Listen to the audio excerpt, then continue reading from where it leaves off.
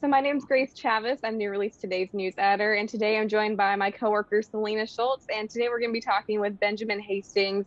He's with Hillsong United, but he recently started a solo project. So Ben, it's so great to have you on today. Oh, it's good to be here. Thank you for having me, Grace. Of Selena. course. So first, I just want to talk about your solo project. You recently started releasing music as a solo artist. What Mhm. sparked that decision? Yeah, it's kind of been something that was bubbling inside for a long time. I, I've always felt really grateful that with United, especially and really everything I've got to do, but with worship and United, they kind of gave me this like outlet. I always feel like I was able to be myself in those environments, and Joel and I really did connect over songwriting and yeah, right, like a specific kind of like we would go in these wormhole tangents and and write these kind of songs. So I've always felt like I've been able to be true to myself, but there's certain songs that I guess just don't fit in that and even that space. And I was having some of these songs kind of bubble up inside me. So that was a big part of it. And then on top of that, we kind of well, a lot of conversations again with Joel, and he'd been dreaming about how we could start to cultivate that in our world, like give people opportunity to go off and do their own thing. And so I partnered with him and some of the things that he's setting up. And yeah, we kind of just we went for it. So it's been really exciting. It's been massive and challenging, but it's been awesome. Fun to have just a different outlet, and then stay connected to everything that's happening. Like I'm still very much part of United and doing that. Yeah, that sounds super exciting. To dive into the United part of things, you've co-written some amazing songs like So Will I, and then That's the Power for Hillsong Worship and Gratitude. What does the songwriting process for that look like? Yeah, it's kind of different for all of them. Like often, I like to start with well, okay. My ideal way to write is get in a room with people, and then in that initial moments, the chemistry, try to figure out, okay, well, is there something we're all connecting on, some kind of thought, some kind of theme? And I love to do that while also simultaneously be just writing melodies, because I find that when the theme and the melody intersect early, it's much easier, firstly, to write the rest of the song, but then also the song feels more intrinsically matched. Like, so the melody starts to be influenced by the lyric, and the lyric starts to be influenced by the melody, and they have this symbiosis right from the beginning. Often when I've tried to write in other ways where it's like there's a whole melody and you add lyric, or I have a lyric and then I try to write a melody for it, it becomes quite challenging. I think to get them to feel one, and we do that. Like it's not that does happen sometimes, but my favorite way is just getting in a room, seeing what we're all thinking about, trying to get on the same page, and then creating something together. So with So Will I, that kind of started like that with a friend of mine, Michael Fetkin. And then Joel heard what we'd come up with and was like, "Hey, I've got some ideas. Do you mind if I jump in?" And I was like, "No, of course not." And then that was the first time we'd really written together, and that was a really fun experience. We kind of became friends across the course of the experience. Just we kind of stay up late, just having these big conversations about God and deep diving in these. So it feels like on that song, like every line, pretty much every line was like some big conversation we had, and then it got fleshed out over the course of the song. So that was really fun. Gratitude, that was fun. That was Brandon and Dante. I'd never met them before, and they came to my house in Sydney, and we just kind of started working on this thing. And I kind of I'd seen them do little things here and there, um, but it was like as soon as I met them, I was like, "Oh, these guys are awesome. These guys are going places." It was really obvious, and we just had so much fun over those couple of days writing. So, yeah, that's one of the nice things about what we do. It's like it's always different and unique, and there's always some kind of story wrapped up in the making of it all. Yeah, it was So Will I. Kind of funny story with that. At our old church, I ran the slides, and our worship leader, I was constantly bugging him like, "You need to lead So Will I. That would be amazing." Yeah. He said like there's too many words in it. I can't do that, but I just love that song and I love getting to hear it on the radio and I love when worship leaders do occasionally lead that. So it's a great song. It's definitely challenging. I was talking to Pat Barrett, and he Mhm. said one time he was in church, and the worship leader in the got the words mixed up, and they were like, "As you speak, 100 billion creatures disappear," and he said that was it. Like the whole church just lost it, and Oh my gosh. they never recovered. Wow. That's great. But another song that you wrote under your solo project is a song called I Can't Speak Anyway. And that just recently came out. What's Yeah, the inspiration behind that song? yeah. Okay, so that song, I was in London. It was written pretty recently, like February, and I was in London. We were back, my wife and my family and I. We were back in Ireland. We got we left to like switch over our visas, and then I had to see my parents and hang out at home for Christmas, which was awesome. But then Omicron happened, and they kind of like the embassy kept kicking back our appointment, I guess because they were under pressure. So we were kind of just like stuck there for like 3 months, and which was actually kind of perfect, but my wife and I, just to kind of get out for a bit and see, just change the scenery, we would go over to London, and I would go over there and do some work, and she would just hang out. She loves London, and so one of the weeks I was over there, I was writing with a bunch of guys, and I have a friend there, Josh Grimmett, who's an amazing writer and has done really cool kind of stuff in the EDM world. Well, we've been talking about writing, and we hadn't really been able to find a window to make it happen. And there was this one day where a storm kind of hit London suddenly, and it was like a serious enough storm, like it ripped a part of the O2, the big stadium in London. It like ripped a part of the roof off. So it was like a pretty, like for London, by London standards, a pretty serious sort of storm. Mhm. And so anyway, because of that, they closed all the trains, and the people he was meant to write with that day couldn't get to the studio because the trains were closed. But I was in walking distance, so I walked to the studio, which in hindsight was probably not a great idea in the storm. Mhm. And on the way there, I remember thinking, this line dropped in my head that we actually never used in the song, but I will use either in like, I'm gonna do like a reprise thing when I release it on like with a collection of songs. I'm gonna do like a reprise or a pre-prize or something, and I'll squeeze this in there. But the line was, maybe you calm this, like maybe you'll calm the storm, but maybe you sent it. And I was thinking through all the ways, like in life, that God kind of takes these things that are happening, like the hardship, and uses it to make us better.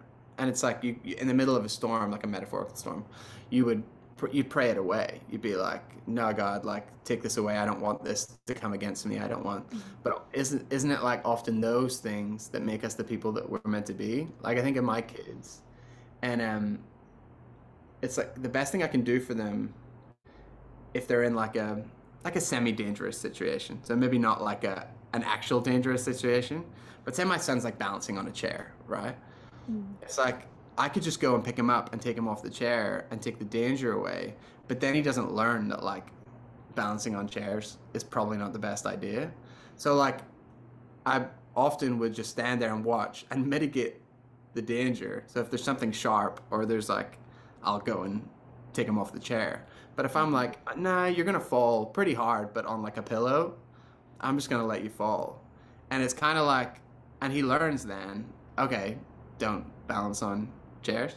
And so I'm kind of rambling, but that was sort of the thought was like, how do I be the kind of Christian that as I'm navigating these things, that I'm seeing what I'm seeing them for what they are, which is maybe like a challenge or a process that's put there, or that whether God put it there, whether it find like, it's kind of irrelevant. The point is, it's there, and I can learn something from this. I can become better through it, and so yeah, we kind of we got together. We ended up writing kind of some version of that song, which was really meant to focus on like praise in the middle of those scenarios. So like regardless of um, whatever it is coming against us, we can at least anchor on that. So yeah, that's my long-winded story.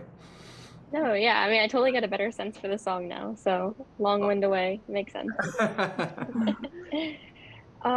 Totally switching gears here, but to switch over into touring, you recently announced that with Hillsong United and your solo project, you're going to be on the All This Future tour this summer. Yeah. So, what does balancing those two sets look like for you on the days that you're playing both? Yeah. I mean, balancing everything at the minute has been kind of crazy. Like I really knew what I was signing up for. And so it's a lot. I think on those, most of the prep we'll have done before.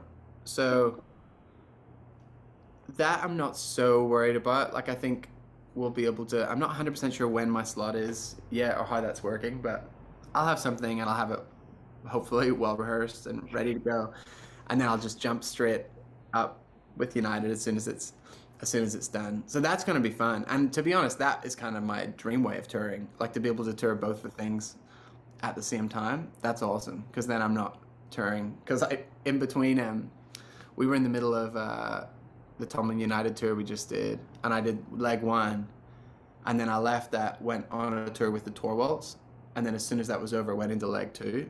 So it meant that I pretty much haven't been home in 3 months. I just got home a couple of days ago, and so if I could tour both those things at the same time forever, like that would be really good because I'm home. Um, but yeah, I think it's gonna be fun. I'm really grateful to have that slot, and yeah, I'm looking forward to it. It's really good. But another one of your solo songs that I love is called The Jesus I Know, and it seems like there's a lot of depth in that song. What's the story behind it? Yeah, that's an interesting question. So yeah, that is a bit of a raw one, and it definitely, I feel like it ruffled some feathers. Um, the really the point of it is if each verse kind of targets a different person, not a real person, like a metaphorical person. Mhm.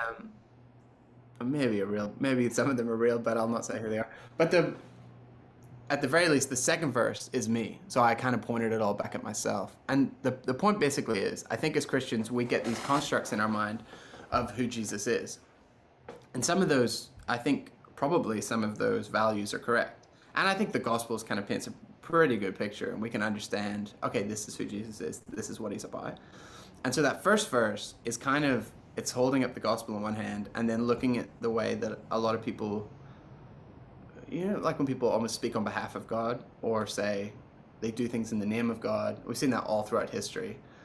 Um, it's kind of the ultimate version of taking God's name in vain, is when you take his character and you call it something else and then act like it's him that's endorsing this thing. And so that first verse is kind of about that. It's about seeing a discrepancy between the Jesus that some people are talking about and the one that I feel like I know, or the one that I feel like is portrayed in the Gospels. But then that second verse kind of says, but like just because, it's essentially saying I might be wrong, and if I'm standing there saying that's not what Jesus is like, no, Jesus is like this, I'm kind of just the same as the other person that I'm accusing. And then that third verse is kind of saying, well, we don't really like, we need to just stop talking on behalf of God in that sense. Like we need to let God be who God is and stop making him our projections and things that building a God that works for us and then propagating that. Does that make sense? So it's there was a lot to it, and I was trying my best to be. The last thing I want to be in what I'm doing is be cynical, because I feel like there is a lot of that in Christianity. I feel like part of what I'm here to do is maybe ask some questions, poke some holes, like say, okay, is this actually is this right? Is this the best way we're doing it? But I'm really endeavoring to do that with with what's the right word? What's the opposite of cynical? Like well intentioned, or like, like I'm not trying to tear the whole thing down. I'm very much still a part of it. And so it's more just like from the inside saying, okay, how can we be better? Mhm. And so that I wrestled in that song to not verge on like too cynical or push too far in that direction. And I don't, maybe I got it right, maybe I didn't. I think there's a few things in there that bug people, but um, yeah, that definitely is one of those songs that's more leaning on that on that side of the fence. Yeah, I'm reading a book right now by John Mark Comer. It's called God Has a Name, and it really reminds me of that song because he points out how we can all say we worship the same God, but our idea of God can be completely different, which I Right, think your song, The Jesus I Know, really is really thought provoking in that way. Like, who is Jesus and what does the Bible actually say about him, you know? right, exactly. And that's kind of, hopefully that's the takeaway, is people go, okay, well, I'm going to go back to the Bible and figure this out for myself, Yeah. or see what it says about who Jesus is, rather than have our own constructs. Yeah, I mean, I definitely appreciate you bringing that to light. So there's that. Um, as for your solo project, what's next for it? Is there a full length album in the works anytime soon? Yeah, we're working on something. It's been it's been a long time in the making. So we started this thing like over a year and a half ago. So a lot of the songs that are coming out now, some of them, anyways, we did really quickly last couple of months. But before that, some of them, they've just all been kind of happening for a while. So we are kind of putting together a full length. The challenge is I moved countries in the middle of, like, I started it and then moved countries, and then I've kind of been doing the rest from here. So it's a bit of a shambles. Like, I'm working with a lot of different producers, and then it's all kind of coming back through one producer who's kind of making sure it all feels cohesive. But there's just a lot of layers and a lot of continents and a lot of back and forth. So yeah, we're working on something. I'm hoping this year we have plans to release something this year, a full length. And hopefully it'll be quite um extensive. Like, I've got a lot of songs recorded and I think I like them all. So um so it should be quite a big album. But yeah, I'm reluctant to fully lock in the dates in case we have to move it, because there has just been a lot of moving parts up until this point. But yeah, I'm working on it and it's hopefully coming soon. And we've got until then though, I will continue to release kind of singles here and there. So I've got a song coming out in uh pretty soon with I guess I can announce it, with Judah. So that's gonna be fun. And yeah, just stuff here and there until album comes out. I love Awesome. Judah's music, so I'm very excited to hear that. He's awesome. He's the best dude. And but his stuff, his solo stuff's amazing. His Judah and the Lion stuff is amazing. I got to be a part of his he did a show in Nashville. I can't remember the venue. It was a really cool, just like local music venue. It was packed. And he did like I don't know if it's his debut. He maybe did one the night before, but it was like for his first ever run of shows as Judah.